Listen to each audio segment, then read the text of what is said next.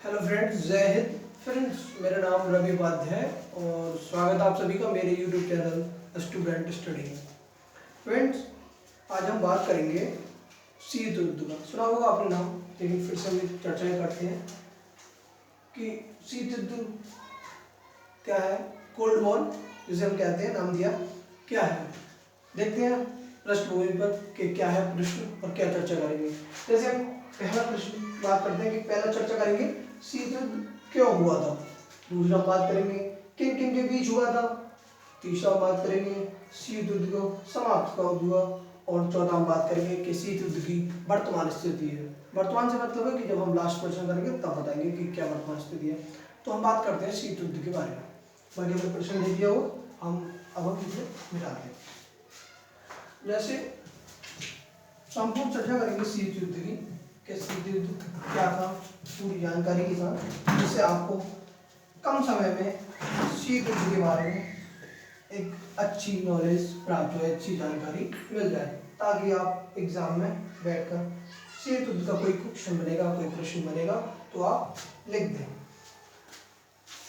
क्या हुआ, जैसे एग्जाम्पल ये बताऊं कि जब एक घर में माता पिता में लड़ाई हो जाती है तो उससे उसके बच्चों पर जो प्रभाव पड़ता है वो एक शीत युद्ध का अच्छा खासा उदाहरण हम समझ सकते हैं और है भी। जैसे जिस तरीके से माता पिता में लड़ाई होती है या घर में जो किस तरीके से उलझन या होती है, तो उसके बच्चों पर क्या प्रभाव पड़ता है। जब एक शाम को या फिर किसी टाइम जब माता पिता में लड़ाई होती है तो बच्चों को जब उनके डर के, उनकी लड़ाई के इफेक्ट से खाना नहीं खाते हैं, और अगर वो पढ़ रहा है तो उसका पढ़ाई में मन नहीं लगता है इत्यादि जो भी करना, तो काफ़ी उन पर इफेक्ट पड़ता है। उसी तरीके से सेकेंड वर्ल्ड वॉर के समाप्त, द्वितीय विश्व युद्ध के समाप्त होने के साथ ही दो गुट, जैसे एक रूस और एक अमेरिका, एक महाशक्ति के रूप में उभरने लगा। अन्य देश, एक क्वेश्चन उठता है कि अन्य देश क्यों नहीं उभरे उस समय, ये दो शक्तियां क्यों नहीं हुई। जैसे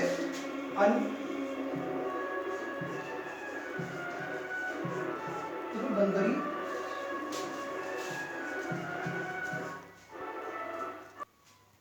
जैसे अब मतलब एक बात होती है कि दो शक्तियां जैसे यूएसएसआर और अमेरिका क्यों उभरे, अन्य देश क्यों नहीं उभरे। तो क्वेश्चन होता है कि अन्य देश क्यों नहीं उभरे उस समय का। देखें आप तो फ्रांस, ब्रिटेन, जर्मनी, अन्य बहुत से देश जो औपनिवेशिक का एक आधार बने हुए थे, जिस तरीके से उन्होंने औपनिवेशिक क्रांति की, जैसे ब्रिटेन ने कई देशों पर कब्जा अपना कर रखा था, उसे उपनिवेश कर रखा था। तो जब क्रांति हुई तो उपनिवेश छोड़ना पड़ा, उन्हें आज़ाद करना पड़ा। उसी तरीके से इन्हें काफ़ी फाइनेंशियल क्राइसिस और अन्य तरीके से जो घाटा हुआ। परंतु ये जो देश थे अमेरिका और रूस, ये उस समय महाशक्ति हो गई, काफ़ी धनाढ्य कह सकते हैं एक शब्द, वो हो गए थे। इसीलिए उन्होंने क्या किया कि अपनी शक्ति को बढ़ाने के लिए अपनी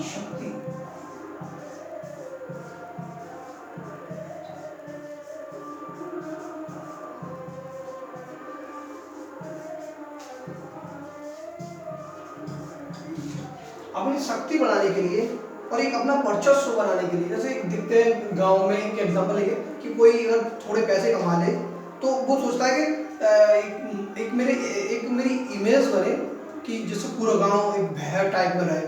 वो भी था, इस तरीके से उन्होंने सोचा कि हमारा जितना हो सके, जितना वर्चस्व पूरे विश्व में, एक तरफ रशिया, एक तरफ अमेरिका अपना बढ़ाना चाह रही थी। परंतु एक बात ये हो, इनके मन में अगर आप सोचें वर्तमान स्थिति में कि आप कोल्ड वॉर को पढ़ेंगे, जैसे मैं पढ़ा रहा हूँ, फिर इसके बाद आप सोचना कि क्या ये सोची समझी रणनीति नहीं थी, सोची समझी रणनीति थी कि, परंतु इसका जो प्रभाव था या इनको जो बेनिफिट हुआ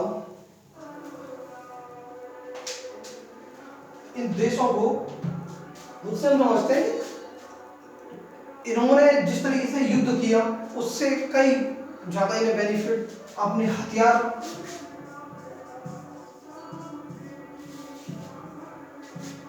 हथियार जितना और आज हम देखते प्रेजेंट में कि दोनों देश बहुत बड़े हथियार उत्पादक देश हैं और पूरे विश्व में यहाँ सप्लाई भी होती है।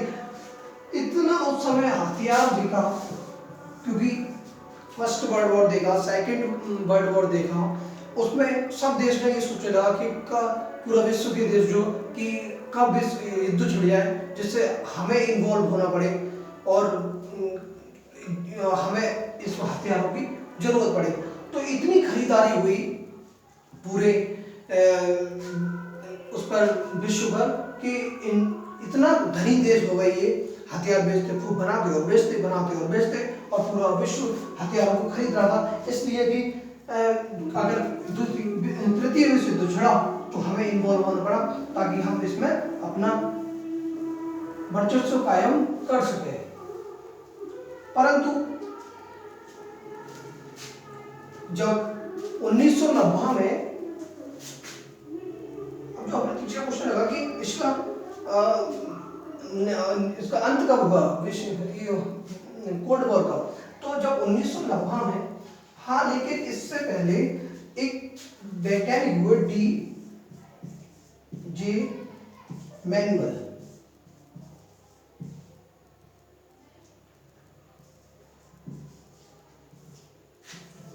उनका नाम है, आप याद रख सकते हैं, D.J. मैनुअल। इन्होंने इस युद्ध को ईसाई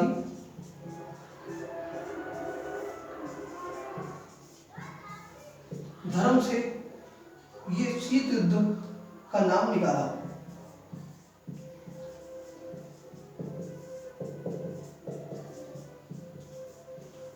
शीत युद्ध का नाम निकाला।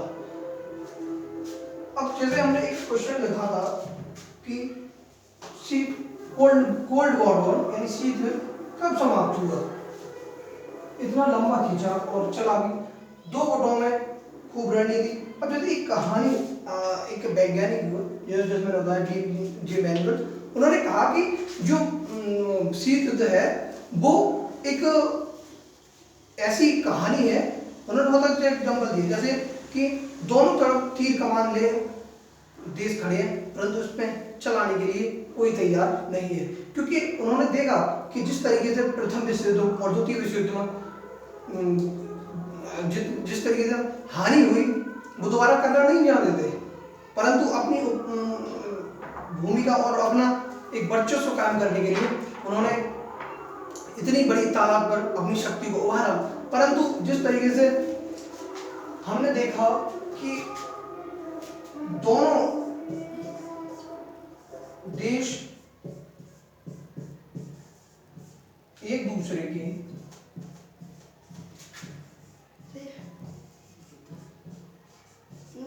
आमने सामने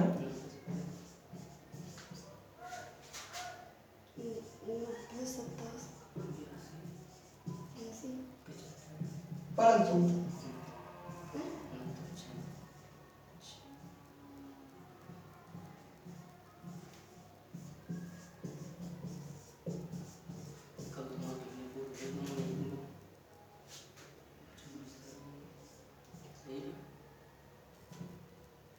कोई नहीं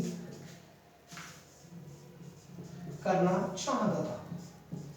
उन्हें पता था कि जिस तरीके से प्रथम विश्व युद्ध और द्वितीय विश्व युद्ध में उन्हें घाटा हुआ है, किस तरीके से परिणाम उभर के आए थे, वो दूसरा विश्व युद्ध नहीं करना चाहते थे। अगर आप समझे तो मैं एक इमेज बना के आप समझ सकते हैं कि किस तरीके से इस युद्ध का खेमा था, किस तरीके से बना। जैसे एक बीच में कुआं है, एक व्यक्ति यहाँ है और एक व्यक्ति यहाँ है, और हमें पता है कि यहाँ एक सोना या गोल्ड की जो भी पड़ेगा, ये लेना चाहता है और ये भी लेना चाहता है, परंतु जैसे यहाँ ये जाएंगे और ये भी जाएगा, यहाँ एक बड़ा भयंकर कुआं है जिससे दोनों जाके उसमें अगर जाए तो गिर जाए, और लेकिन इन्हें लेना भी जरूरी है। इस तरीके से इन्होंने अपना वर्चस्व तो कायम करा, कभी यहाँ तक आते, कभी पूरा यहाँ तक आ गए, परंतु इससे आगे ना बढ़े। उस तरीके से इन्हें अपना वर्चस्व कायम किया, परंतु इसमें गिरना भी नहीं चाहते थे और लेना भी चाहते थे, गिरना भी नहीं चाहते थे। उसी तरीके से इन्होंने अपनी शक्ति को बढ़ाया, परंतु ये युद्ध के लिए तैयार नहीं होते। इस तरीके का एग्जाम्पल दिया था डीजे मैनुअल ने।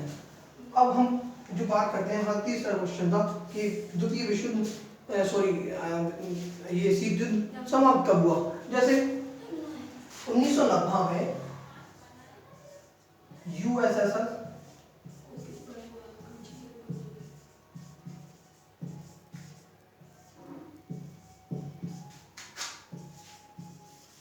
का विघटन हुआ था। उस समय का यूएसएसआर, सोवियत संघ, आज का रसिया, जो विघटन हुआ था, उसी के साथ ये रूस कमजोर हो गया और ये शीत युद्ध समाप्त हो गया। फिर एक महाशक्ति जो अमेरिका पूरे विश्व की एक महाशक्ति चौधरी बनकर हम कह सकते हैं उभरे थे। अब हम बात करते हैं कि हमारे जो लास्ट में वर्तमान स्थिति क्या है शीत युद्ध की, क्योंकि हमने देखा शीत युद्ध कोई हथियारों के द्वारा चलाए गए या युद्ध हुए, कोई बम या आक्रमण नहीं हुआ, क्योंकि यह शीत युद्ध एक अपनी विस्तारवाद और अपनी कूटनीति के लिए कहलाया गया, जिसे हमने नाम दिया शीत युद्ध। हमने नहीं वैज्ञानिक। उसी तरीके से हम आज वर्तमान स्थिति की बात करें कि वर्तमान स्थिति क्या है शीत युद्ध की।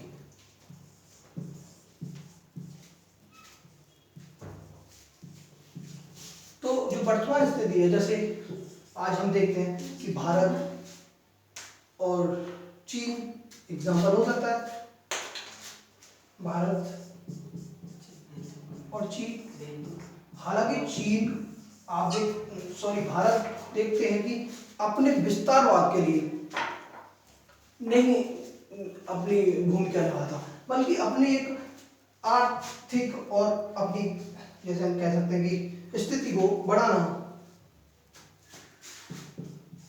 चाहता है, परंतु ये कभी नहीं चाहता भारत की किसी देश पर कब्जा हो, किसी देश पर आक्रमण हो, कभी नहीं। परंतु ये चीन की यही चाल रहती है।